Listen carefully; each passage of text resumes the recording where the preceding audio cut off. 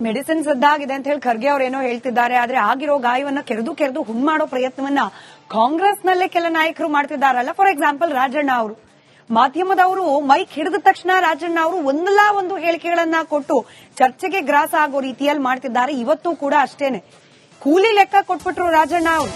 ಹಂಗಿಂದು ಒಂದು ವೇಳೆ ಏನಾದ್ರೂ ಮುಖ್ಯಮಂತ್ರಿ ಸಿದ್ದರಾಮಯ್ಯನವರನ್ನ ಆ ಪದವಿಯಿಂದ ಕೆಳಗಿಳಿಸಬೇಕು ಅಂತಂದ್ರೆ ಲಿಸ್ಟ್ ನಲ್ಲಿ ಡಿ.ಕೆ. ಶಿವಕುಮಾರ್ ಅವರೆಲ್ಲ ಮೊದಲಿರೋದು ಪರಮೇಶ್ವರ್ ಅವರು ಅಂತ ಹೇಳಿ, ಪರಮೇಶ್ವರ್ ಅವರ ಹಳೆಯ ಸಾಲವನ್ನು ಕ್ಲಿಯರ್ ಮಾಡಬೇಕು ಹೈಕಮಾಂಡ್. ಮೊದಲು ಸಿದ್ದರಾಮಯ್ಯನವರ ಆಯ್ಕೆ, ಎರಡನೇ ಆಯ್ಕೆ ಪರಮೇಶ್ವರ್ ಅವರಾಗಿರ್ಬೇಕು, ಅವಶ್ಯಕತೆ ಬಿದ್ದರೆ ದಲಿತ ಸಿಎಂ ಪರಮೇಶ್ವರ್ ಅವರಾಗಬೇಕು ಅಂತ ಹೇಳಿ ರಾಜಣ್ಣ ಅವರು ಕಾಂಗ್ರೆಸ್ ಪಕ್ಷಕ್ಕೆ, ಅದರಲ್ಲೂ ರಾಜ್ಯ ಕಾಂಗ್ರೆಸ್ ಪಕ್ಷಕ್ಕೆ ಆಗಿರುವ ಹುಣ್ಣನ್ನ ಮತ್ತಷ್ಟು ಕೆರೆಯುವ ಪ್ರಯತ್ನವನ್ನು ಮಾಡಿದ್ದಾರೆ. ವಿಸರ್ಜನೆ ಮಾಡುವಂತ ಅನಿವಾರ್ಯತೆ ಅಲ್ಲಲ್ಲ, ಆ ತರ ಇದ್ರೆ ನೋಡಿ, ಹಿಂದೆ ಚುನಾವಣೆಯಲ್ಲಿ ಗೆದ್ದದ್ದು ಹೆಂಗಪ್ಪ, ಸಿದ್ದರಾಮಯ್ಯ ನೇತೃತ್ವದಲ್ಲಿ ತಾನೇ ಗೆದ್ದಿದ್ದು. ಇವರು ಅಧ್ಯಕ್ಷ ಇರಬಹುದು.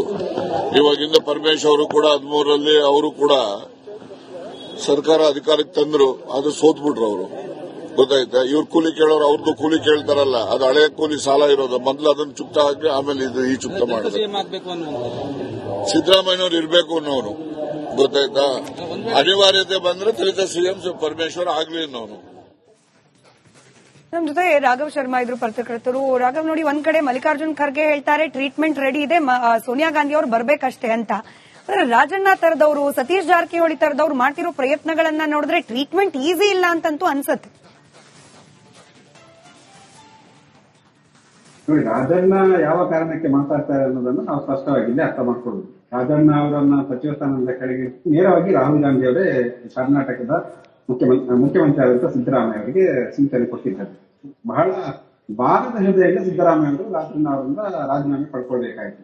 ಅದಾದ ನಂತರ ಆ ಬೆಳವಣಿಗೆ ಆದ ನಂತರ ಕೂಡ ಸಿದ್ದರಾಮಯ್ಯ ಅವರು ದೆಹಲಿಗೆ ಹೋದಂತ ಸಂದರ್ಭದಲ್ಲಿ ರಾಜಣ್ಣ ಅವರನ್ನ ಮತ್ತೆ ರೀಇನ್ಸ್ಟೇಟ್ ಮಾಡುವಂತ ಪ್ರಯತ್ನವನ್ನ ಮಾಡಿದ್ರು. ಮತ್ತೆ ರಾಜಣ್ಣ ಅವರನ್ನು ನಾವು ಸಂಪುಟಕ್ಕೆ ತೆಗೆದುಕೊಳ್ಬೇಕು ಅಂತ ಹೇಳಿ ರಾಜಣ್ಣ ಅವರ ಪರವಾಗಿ ಬಹಳ ಜೋರಾಗಿ ಲಾಬಿ ಮಾಡಿದ್ರು. ಆ ಒಂದು ರಣ ರಾಜಣ್ಣ ಅವರಿಗೆ ಖಂಡಿತ ಇರುತ್ತೆ. ಹಾಗಾಗಿ ಅವರು ಸಿದ್ದರಾಮಯ್ಯನವರ ಪರವಾಗಿ ಮಾತಾಡ್ತಾರೆ, ಅದನ್ನ ನಾವು ನಿರೀಕ್ಷೆ ಮಾಡಬಹುದು. ಸೊ ಹಾಗಾಗಿ ತೀರಾ ಗಂಭೀರವಾಗಿ ಅವರ ಸ್ಟೇಟ್ಮೆಂಟ್ ನಾವು ಅಂದ್ರೆ ಪೊಲಿಟಿಕಲಿ ಪರಿಗಣಿಸುವ ಅಗತ್ಯ ಇಲ್ಲ. ಬಟ್ ಒಂದು ಮೆಸೇಜಿಂಗ್ ಕೊಡುವ ಕೆಲಸವನ್ನ ರಾಜಣ್ಣ ಅವರು ಮಾಡ್ತಾ ಇದ್ದಾರೆ. ಹಾಗೆ ಸತೀಶ್ ಜಾರಕಿಹೊಳಿ ಅವರು ಕೂಡ, ಸತೀಶ್ ಜಾರಕಿಹೊಳಿ ಅವರ ಜೊತೆಗೆ ಡಿ.ಕೆ. ಶಿವಕುಮಾರ್ ಅವರು ಸುಮಾರು 1 ಗಂಟೆ ಕಾಲ ಮಾತುಕತೆ ಮಾಡಿರ್ಬೋದು. ಅದು ಸತೀಶ್ ಜಾರಕಿಹೊಳಿ ಅವರ ಜೊತೆಗೆ ಗುರುತಿಸಿಕೊಂಡಿರುವಂತಹ ಶಾಸಕರು ಏನಿದ್ದಾರೆ, ಶಾಸಕ ಬಣದವರು, ಅವರು ಡಿ.ಕೆ. ಶಿವಕುಮಾರ್ ಅನ್ನ ಎಷ್ಟರ ಮಟ್ಟಿಗೆ ಅವರ ಬಗ್ಗೆ ಎಷ್ಟರ ಮಟ್ಟಿಗೆ ಒಂದು ನಂಬಿಕೆ ಉಳ್ಳವರಾಗಿದ್ದಾರೆ ಅಥವಾ ಅವರ ಬಗ್ಗೆ ಎಷ್ಟು ವಿಶ್ವಾಸ ಹೊಂದಿದ್ದಾರೆ ಅಂತ ಹೇಳುದು ಕೂಡ ಮುಖ್ಯ. ಸತೀಶ್ ಜಾರಕಿಹೊಳಿ ಅವರ ಜೊತೆಗಿರುವಂತಹ ಶಾಸಕರಲ್ಲಿ ಡಿ.ಕೆ. ಶಿವಕುಮಾರ್ ಅವರ ಬಗ್ಗೆ ರಿಸರ್ವೇಶನ್ಸ್ ಇದೆ. ಅವರು ನಮ್ಮನ್ನ ಈಗ ವಿಶ್ವಾಸಕ್ಕೆ ತೆಗೆದುಕೊಂಡ್ರು ಕೂಡ ಪೋಸ್ಟ್ ಒಂದು ವೇಳೆ ಮುಖ್ಯಮಂತ್ರಿ ಆದ ನಂತರ ನಾವು ಅವ್ರ ಜೊತೆಗೆ ಈ ರೀತಿಯ ಒಂದು ಸರ್ಕಾರ ನಡೆಸಲು ಸಾಧ್ಯ ಇಲ್ಲ. ಅವರು ನಮ್ಮ ಮಾತುಗಳನ್ನ ವಿಶ್ವಾಸಕ್ಕೆ ತೆಗೆದುಕೊಳ್ತಾರ, ನಮ್ಮನ್ನ ವಿಶ್ವಾಸಕ್ಕೆ ತೆಗೆದುಕೊಂಡು ಹೋಗ್ತಾರ ಅನ್ನೋ ಬಗ್ಗೆ ಯಾವುದೇ ರೀತಿಯಾದಂತ ನಂಬಿಕೆ ಅವರಲ್ಲಿ ಕಡಿಮೆ ಇದೆ. ಸೊ ಹೀಗಾಗಿ ಒಂದು ರಿಸರ್ವೇಶನ್ ಇದೆ ಅವರಿಗೆ. ಡಿ.ಕೆ. ಶಿವಕುಮಾರ್ ಅವರು ನಾವು ಒಪ್ಕೊಳ್ಬೇಕು ಅನ್ನೋದ್ರ ಬಗ್ಗೆ. ಹೀಗಾಗಿ ಸಿದ್ದರಾಮಯ್ಯ ಅವರ ಬಣದಲ್ಲಿ ಅವ್ರು ಗುರುತಿಸ್ಕೊಂಡಿದ್ರು. ಮತ್ತೆ ಸಿದ್ದರಾಮಯ್ಯ ನಮ್ಮನ್ನು ವಿಶ್ವಾಸಕ್ಕೆ ತೆಗೆದುಕೊಂಡಿರುವಂತಹ ನಾಯಕ ಅನ್ನೋ ಒಂದು ಅಭಿಪ್ರಾಯ ಕೂಡ ಅವರಲ್ಲಿದೆ. ಸೊ ಹೀಗಾಗಿ ಈ ಬಣವನ್ನ ವಿಶ್ವಾಸಕ್ಕೆ ತೆಗೆದುಕೊಳ್ಳುವಂತ ಕೆಲಸವನ್ನ ಡಿ.ಕೆ. ಶಿವಕುಮಾರ್ ಮಾಡ್ತಾ ಇದ್ದಾರೆ. ಅದರಲ್ಲಿ ಎಷ್ಟರ ಮಟ್ಟಿಗೆ ಸಕ್ಸಸ್ ಆಗ್ತಾರೆ ಅನ್ನೋದಕ್ಕೆ ಬಹುಶಃ ಮುಂದಿನ ದಿನಗಳಲ್ಲಿ ಉತ್ತರ ಸಿಗತ್ತೆ. ಆದ್ರೆ ಒಂದು ಪ್ರಯತ್ನವನ್ನಂತೂ ಡಿ.ಕೆ. ಶಿವಕುಮಾರ್ ಮಾಡ್ತಾ ಇದ್ದಾರೆ. ಸೊ ಹೀಗಾಗಿ it's a very tricky situation. D K. Shivakumar ಆಗ್ಲಿ ಹೈಕಮಾಂಡ್ಗೆ ಆಗ್ಲಿ ಅದನ್ನ ಹೇಗೆ ಹ್ಯಾಂಡಲ್ ಮಾಡ್ತಾರೆ ಅಂತ ಹೇಳೋದು ಇಂಪಾರ್ಟೆಂಟ್ ಆಗುತ್ತೆ. ಮೆಸೇಜಿಂಗ್ ಕೊಡುವಂತ ಕೆಲಸವನ್ನ ಎರಡು ಬಣದವ್ರು ಮಾಡ್ತಾ ಇದ್ದಾರೆ. ಸಿದ್ದರಾಮಯ್ಯ ಬಣದವರು ಇರ್ಬೋದು, ಡಿ.ಕೆ. ಶಿವಕುಮಾರ್ ಬಣದವರು ಇರ್ಬೋದು. ಒಂದು ಟೀಮ್ ಡೆಲ್ಲಿಗೆ ಹೋಗಿ ಬಹುಶಃ ಎಂಟಿ ಹ್ಯಾಂಡೆಡ್ ಅವರು ವಾಪಸ್ ಆಗಿರೋದು. ಅವರಿಗೆ ಯಾವ ಲೀಡರ್ಗಳನ್ನು ಕೂಡ ಮೀಟ್ ಮಾಡ್ಲಿಕ್ಕೆ ಆಗಿಲ್ಲ. ಹೆಚ್ಚು ಹೊತ್ತನ ಕರ್ನಾಟಕ ಭವನದಲ್ಲಿ ಮತ್ತೆ ಸಾಮ್ರಾಟ್ ಹೋಟೆಲ್ ನಲ್ಲಿ ಕಳೆದ್ರು. ಅಲ್ಲಿ ಯಾವುದೇ ಹೈಕಮಾಂಡ್ ನಲ್ಲಿ ಗುರುತಿಸಿಕೊಂಡಿರುವಂತಹ ನಾಯಕರ ಜೊತೆಗೆ ಮಾತುಕತೆ ಅವರಿಗೆ ಡಿ.ಕೆ. ಶಿವಕುಮಾರ್ ಟೀಮ್ಗೆ ಸಾಧ್ಯ ಆಗಿಲ್ಲ. ಅದಲ್ಲದೆ ಸಿದ್ದರಾಮಯ್ಯ ಅವರ ಜೊತೆಗಷ್ಟೇ ರಾಹುಲ್ ಗಾಂಧಿ ಮಾತುಕತೆ ಮಾಡಿದ್ದಾರೆ post Bihar results.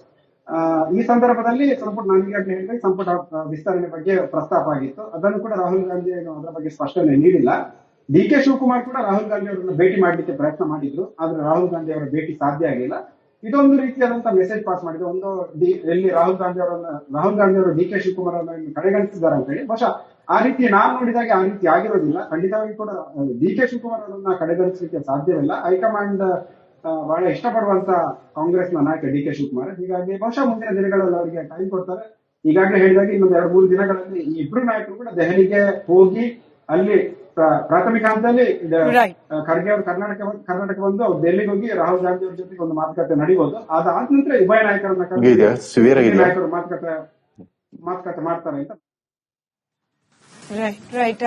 Thank you Raghav Sharma. ಇಷ್ಟೊತ್ತು ಮೆಡಿಸಿನ್ ಸದ್ದಾಗಿದೆ ಅಂತ ಹೇಳಿ ಖರ್ಗೆ ಅವರೇನೋ ಹೇಳ್ತಿದ್ದಾರೆ, ಆದ್ರೆ ಆಗಿರೋ ಗಾಯವನ್ನ ಕೆರೆದು ಹುಣ್ ಮಾಡೋ ಪ್ರಯತ್ನವನ್ನ ಕಾಂಗ್ರೆಸ್ನಲ್ಲೇ ಕೆಲ ನಾಯಕರು ಮಾಡ್ತಿದ್ದಾರಲ್ಲ. ಫಾರ್ ಎಕ್ಸಾಂಪಲ್ ರಾಜಣ್ಣ ಅವರು, ಮಾಧ್ಯಮದವರು ಮೈಕ್ ಹಿಡಿದ ತಕ್ಷಣ ರಾಜಣ್ಣ ಅವರು ಒಂದಲ್ಲ ಒಂದು ಹೇಳಿಕೆಗಳನ್ನ ಕೊಟ್ಟು ಚರ್ಚೆಗೆ ಗ್ರಾಸ ಆಗೋ ರೀತಿಯಲ್ಲಿ ಮಾಡ್ತಿದ್ದಾರೆ. ಇವತ್ತು ಕೂಡ ಅಷ್ಟೇನೆ ಕೂಲಿ ಲೆಕ್ಕ ಕೊಟ್ಬಿಟ್ರು ರಾಜಣ್ಣ ಅವರು.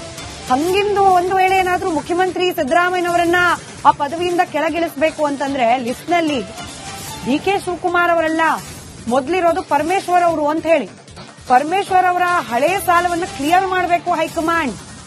ಮೊದಲು ಸಿದ್ದರಾಮಯ್ಯನವರ ಆಯ್ಕೆ, ಎರಡನೇ ಆಯ್ಕೆ ಪರಮೇಶ್ವರ್ ಅವರು ಆಗಿರಬೇಕು, ಅವಶ್ಯಕತೆ ಬಿದ್ದರೆ ದಲಿತ ಸಿಎಂ ಪರಮೇಶ್ವರ್ ಅವರು ಆಗಬೇಕು ಅಂತ ಹೇಳಿ ರಾಜಣ್ಣ ಅವರು ಕಾಂಗ್ರೆಸ್ ಪಕ್ಷಕ್ಕೆ, ಅದರಲ್ಲೂ ರಾಜ್ಯ ಕಾಂಗ್ರೆಸ್ ಪಕ್ಷಕ್ಕೆ ಆಗಿರುವ ಹುಣ್ಣನ್ನ ಮತ್ತಷ್ಟು ಕೆರೆಯುವ ಪ್ರಯತ್ನವನ್ನು ಮಾಡಿದ್ದಾರೆ.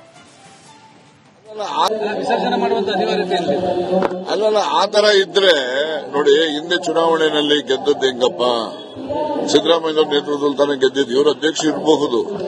ಇವಾಗ ಹಿಂದೆ ಪರಮೇಶ್ ಅವರು ಕೂಡ 13ರಲ್ಲಿ ಅವರು ಕೂಡ ಸರ್ಕಾರ ಅಧಿಕಾರಕ್ಕೆ ತಂದ್ರು, ಅದು ಸೋತ್ಬಿಟ್ರು ಅವರು. ಗೊತ್ತಾಯ್ತಾ? ಇವ್ರು ಕೂಲಿ ಕೇಳೋರು, ಅವ್ರದ್ದು ಕೂಲಿ ಕೇಳ್ತಾರಲ್ಲ, ಅದು ಹಳೆಯ ಕೂಲಿ ಸಾಲ ಇರೋದು. ಮೊದಲು ಅದನ್ನು ಚುಕ್ತ ಹಾಕಿ ಆಮೇಲೆ ಇದು ಈ ಚುಕ್ತ ಮಾಡಿದ್ರು. ಸಿದ್ದರಾಮಯ್ಯನವ್ರು ಇರಬೇಕು ಅನ್ನೋನು. ಗೊತ್ತಾಯ್ತಾ? ಅನಿವಾರ್ಯತೆ ಬಂದ್ರೆ ದಲಿತ ಸಿಎಂ ಪರಮೇಶ್ವರ್ ಆಗ್ಲಿ ಅನ್ನೋನು. ನಮ್ ಜೊತೆ ರಾಘವ್ ಶರ್ಮಾ ಇದ್ರು ಪತ್ರಕರ್ತರು. ರಾಘವ್, ನೋಡಿ, ಒಂದ್ ಕಡೆ ಮಲ್ಲಿಕಾರ್ಜುನ್ ಖರ್ಗೆ ಹೇಳ್ತಾರೆ ಟ್ರೀಟ್ಮೆಂಟ್ ರೆಡಿ ಇದೆ, ಸೋನಿಯಾ ಗಾಂಧಿ ಅವರು ಬರ್ಬೇಕಷ್ಟೇ ಅಂತ. ರಾಜಣ್ಣ ತರದವರು, ಸತೀಶ್ ಜಾರಕಿಹೊಳಿ ತರದವ್ರು ಮಾಡ್ತಿರೋ ಪ್ರಯತ್ನಗಳನ್ನ ನೋಡಿದ್ರೆ ಟ್ರೀಟ್ಮೆಂಟ್ ಈಸಿ ಇಲ್ಲ ಅಂತಂತೂ ಅನ್ಸತ್ತೆ. ನೋಡಿ, ರಾಜಣ್ಣ ಯಾವ ಕಾರಣಕ್ಕೆ ಮಾತಾಡ್ತಾರೆ ಅನ್ನೋದನ್ನು ನಾವು ಸ್ಪಷ್ಟವಾಗಿಲ್ಲೇ ಅರ್ಥ ಮಾಡ್ಕೊಳ್ಳೋದು. ರಾಜಣ್ಣ ಅವರನ್ನ ಸಚಿವ ಸ್ಥಾನದಿಂದ ಕೆಳಗೆ ನೇರವಾಗಿ ರಾಹುಲ್ ಗಾಂಧಿ ಅವರೇ ಕರ್ನಾಟಕದ ಮುಖ್ಯಮಂತ್ರಿ ಆದಂತ ಸಿದ್ದರಾಮಯ್ಯ ಅವರಿಗೆ ಸೂಚನೆ ಕೊಟ್ಟಿದ್ದಾರೆ. ಬಹಳ ಭಾರದ ಹೃದಯದಲ್ಲಿ ಸಿದ್ದರಾಮಯ್ಯ ಅವರು ರಾಜಣ್ಣ ಅವರಿಂದ ರಾಜೀನಾಮೆ ಪಡ್ಕೊಳ್ಬೇಕಾಯಿತು. ಅದಾದ ನಂತರ ಆ ಬೆಳವಣಿಗೆ ಆದ ನಂತರ ಕೂಡ ಸಿದ್ದರಾಮಯ್ಯ ಅವರು ದೆಹಲಿಗೆ ಹೋದಂತ ಸಂದರ್ಭದಲ್ಲಿ ರಾಜಣ್ಣ ಅವರನ್ನ ಮತ್ತೆ ರೀಇನ್ಸ್ಟೇಟ್ ಮಾಡುವಂತ ಪ್ರಯತ್ನವನ್ನ ಮಾಡಿದ್ರು. ಮತ್ತೆ ರಾಜಣ್ಣ ಅವರನ್ನು ನಾವು ಸಂಪುಟಕ್ಕೆ ತೆಗೆದುಕೊಳ್ಬೇಕು ಅಂತ ಹೇಳಿ ರಾಜಣ್ಣ ಅವರ ಪರವಾಗಿ ಬಹಳ ಜೋರಾಗಿ ಲಾಬಿ ಮಾಡಿದ್ರು. ಆ ಒಂದು ರಣ ರಾಜಣ್ಣ ಅವರಿಗೆ ಖಂಡಿತ ಇರುತ್ತೆ. ಹಾಗಾಗಿ ಅವರು ಸಿದ್ದರಾಮಯ್ಯನವರ ಪರವಾಗಿ ಮಾತಾಡ್ತಾರೆ, ಅದನ್ನ ನಾವು ನಿರೀಕ್ಷೆ ಮಾಡಬಹುದು. ಸೊ ಹಾಗಾಗಿ ತೀರಾ ಗಂಭೀರವಾಗಿ ಅವರ ಸ್ಟೇಟ್ಮೆಂಟ್ ನಾವು ಅಂದ್ರೆ ಪೊಲಿಟಿಕಲಿ ಪರಿಗಣಿಸುವ ಅಗತ್ಯ ಇಲ್ಲ. ಬಟ್ ಒಂದು ಮೆಸೇಜಿಂಗ್ ಕೊಡುವ ಕೆಲಸವನ್ನ ರಾಜಣ್ಣ ಅವರು ಮಾಡ್ತಾ ಇದ್ದಾರೆ. ಹಾಗೆ ಸತೀಶ್ ಜಾರಕಿಹೊಳಿ ಅವರು ಕೂಡ, ಸತೀಶ್ ಜಾರಕಿಹೊಳಿ ಅವರ ಜೊತೆಗೆ ಡಿ.ಕೆ. ಶಿವಕುಮಾರ್ ಅವರು ಸುಮಾರು 1 ಗಂಟೆ ಕಾಲ ಮಾತುಕತೆ ಮಾಡಿದ್ರು. ಅದು ಸತೀಶ್ ಜಾರಕಿಹೊಳಿ ಅವರ ಜೊತೆಗೆ ಗುರುತಿಸಿಕೊಂಡಿರುವಂತಹ ಶಾಸಕರು ಏನಿದ್ದಾರೆ, ಶಾಸಕ ಬಣದವರು, ಅವರು ಡಿ.ಕೆ. ಶಿವಕುಮಾರ್ ಅನ್ನ ಎಷ್ಟರ ಮಟ್ಟಿಗೆ ಅವರ ಬಗ್ಗೆ ಎಷ್ಟರ ಮಟ್ಟಿಗೆ ಒಂದು ನಂಬಿಕೆ ಉಳ್ಳವರಾಗಿದ್ದಾರೆ ಅಥವಾ ಅವರ ಬಗ್ಗೆ ಎಷ್ಟು ವಿಶ್ವಾಸ ಹೊಂದಿದ್ದಾರೆ ಅಂತ ಹೇಳುದು ಕೂಡ ಮುಖ್ಯ. ಸತೀಶ್ ಜಾರಕಿಹೊಳಿ ಅವರ ಜೊತೆಗಿರುವಂತಹ ಶಾಸಕರಲ್ಲಿ ಡಿ.ಕೆ. ಶಿವಕುಮಾರ್ ಅವರ ಬಗ್ಗೆ ರಿಸರ್ವೇಶನ್ಸ್ ಇದೆ. ಅವರು ನಮ್ಮನ್ನ ಈಗ ವಿಶ್ವಾಸಕ್ಕೆ ತೆಗೆದುಕೊಂಡ್ರು ಕೂಡ ಪೋಸ್ಟ್ ಒಂದು ವೇಳೆ ಮುಖ್ಯಮಂತ್ರಿ ಆದ ನಂತರ ನಾವು ಅವರ ಜೊತೆಗೆ ಈ ರೀತಿಯ ಒಂದು ಸರ್ಕಾರ ನಡೆಸಲು ಸಾಧ್ಯ ಇಲ್ಲ. ಅವರು ನಮ್ಮ ಮಾತುಗಳನ್ನ ವಿಶ್ವಾಸಕ್ಕೆ ತೆಗೆದುಕೊಳ್ತಾರ, ನಮ್ಮನ್ನ ವಿಶ್ವಾಸಕ್ಕೆ ತೆಗೆದುಕೊಂಡು ಹೋಗ್ತಾರ ಅನ್ನೋ ಬಗ್ಗೆ ಯಾವುದೇ ರೀತಿಯಾದಂತ ನಂಬಿಕೆ ಅವರಲ್ಲಿ ಕಡಿಮೆ ಇದೆ. ಸೊ ಹೀಗಾಗಿ ಒಂದು ರಿಸರ್ವೇಶನ್ ಇದೆ ಅವರಿಗೆ. ಡಿ.ಕೆ. ಶಿವಕುಮಾರ್ ಅವರು ನಾವು ಒಪ್ಕೊಳ್ಬೇಕು ಅನ್ನೋದ್ರ ಬಗ್ಗೆ. ಹೀಗಾಗಿ ಸಿದ್ದರಾಮಯ್ಯ ಅವರ ಬಣದಲ್ಲಿ ಅವ್ರು ಗುರುತಿಸಿಕೊಂಡಿದ್ರು. ಮತ್ತೆ ಸಿದ್ದರಾಮಯ್ಯ ನಮ್ಮನ್ನು ವಿಶ್ವಾಸಕ್ಕೆ ತೆಗೆದುಕೊಂಡಿರುವಂತಹ ನಾಯಕ ಅನ್ನೋ ಒಂದು ಅಭಿಪ್ರಾಯ ಕೂಡ ಅವರಲ್ಲಿದೆ. ಸೊ ಹೀಗಾಗಿ ಈ ಬಣವನ್ನ ವಿಶ್ವಾಸಕ್ಕೆ ತೆಗೆದುಕೊಳ್ಳುವಂತ ಕೆಲಸವನ್ನ ಡಿ.ಕೆ. ಶಿವಕುಮಾರ್ ಮಾಡ್ತಾ ಇದ್ದಾರೆ. ಅದರಲ್ಲಿ ಎಷ್ಟರ ಮಟ್ಟಿಗೆ ಸಕ್ಸಸ್ ಆಗ್ತಾರೆ ಅನ್ನೋದಕ್ಕೆ ಬಹುಶಃ ಮುಂದಿನ ದಿನಗಳಲ್ಲಿ ಉತ್ತರ ಸಿಗತ್ತೆ. ಆದ್ರೆ ಒಂದು ಪ್ರಯತ್ನವನ್ನಂತೂ ಡಿ.ಕೆ. ಶಿವಕುಮಾರ್ ಮಾಡ್ತಾ ಇದ್ದಾರೆ. ಸೊ ಹೀಗಾಗಿ it's a very tricky situation. D K. Shivakumar ಆಗಲಿ ಹೈಕಮಾಂಡ್ಗೆ ಆಗ್ಲಿ ಅದನ್ನ ಹೇಗೆ ಹ್ಯಾಂಡಲ್ ಮಾಡ್ತಾರೆ ಅಂತ ಹೇಳೋದು ಇಂಪಾರ್ಟೆಂಟ್ ಆಗುತ್ತೆ. ಮೆಸೇಜಿಂಗ್ ಕೊಡುವಂತ ಕೆಲಸವನ್ನ ಎರಡು ಬಣದವ್ರು ಮಾಡ್ತಾ ಇದ್ದಾರೆ. ಸಿದ್ದರಾಮಯ್ಯ ಬಣದವರು ಇರ್ಬೋದು, ಡಿ.ಕೆ. ಶಿವಕುಮಾರ್ ಬಣದವರು ಇರ್ಬೋದು. ಒಂದು ಟೀಮ್ ಡೆಲ್ಲಿಗೆ ಹೋಗಿ ಬಹುಶಃ ಎಂಟಿ ಹ್ಯಾಂಡೆಡ್ ಅವರು ವಾಪಸ್ ಆಗಿರೋದು. ಅವರಿಗೆ ಯಾವ ಲೀಡರ್ಗಳನ್ನು ಕೂಡ ಮೀಟ್ ಮಾಡ್ಲಿಕ್ಕೆ ಆಗಿಲ್ಲ. ಹೆಚ್ಚು ಹೊತ್ತನ ಕರ್ನಾಟಕ ಭವನದಲ್ಲಿ ಮತ್ತೆ ಸಾಮ್ರಾಟ್ ಹೋಟೆಲ್ ನಲ್ಲಿ ಕಳೆದ್ರು. ಅಲ್ಲಿ ಯಾವುದೇ ಹೈಕಮಾಂಡ್ ಅಲ್ಲಿ ಗುರುತಿಸಿಕೊಂಡಿರುವಂತಹ ನಾಯಕರ ಜೊತೆಗೆ ಮಾತುಕತೆ ಅವರಿಗೆ ಡಿ.ಕೆ. ಶಿವಕುಮಾರ್ ಟೀಮ್ಗೆ ಸಾಧ್ಯ ಆಗಿಲ್ಲ. ಅದಲ್ಲದೆ ಸಿದ್ದರಾಮಯ್ಯ ಅವರ ಜೊತೆಗಷ್ಟೇ ರಾಹುಲ್ ಗಾಂಧಿ ಮಾತುಕತೆ ಮಾಡಿದ್ದಾರೆ ಪೋಸ್ಟ್ ಬಿಹಾರ್ ರಿಸಲ್ಟ್ಸ್. ಈ ಸಂದರ್ಭದಲ್ಲಿ ಸಂಪುಟ ವಿಸ್ತರಣೆ ಬಗ್ಗೆ ಪ್ರಸ್ತಾಪ ಆಗಿತ್ತು. ಅದನ್ನು ಕೂಡ ರಾಹುಲ್ ಗಾಂಧಿ ಅದರ ಬಗ್ಗೆ ಸ್ಪಷ್ಟನೆ ನೀಡಿಲ್ಲ. ಡಿ.ಕೆ. ಶಿವಕುಮಾರ್ ಕೂಡ ರಾಹುಲ್ ಗಾಂಧಿ ಅವರನ್ನ ಭೇಟಿ ಮಾಡಲಿಕ್ಕೆ ಪ್ರಯತ್ನ ಮಾಡಿದ್ರು. ಆದ್ರೆ ರಾಹುಲ್ ಗಾಂಧಿ ಅವರ ಭೇಟಿ ಸಾಧ್ಯ ಆಗಿಲ್ಲ. ಇದೊಂದು ರೀತಿಯಾದಂತಹ ಮೆಸೇಜ್ ಪಾಸ್ ಮಾಡಿದೆ.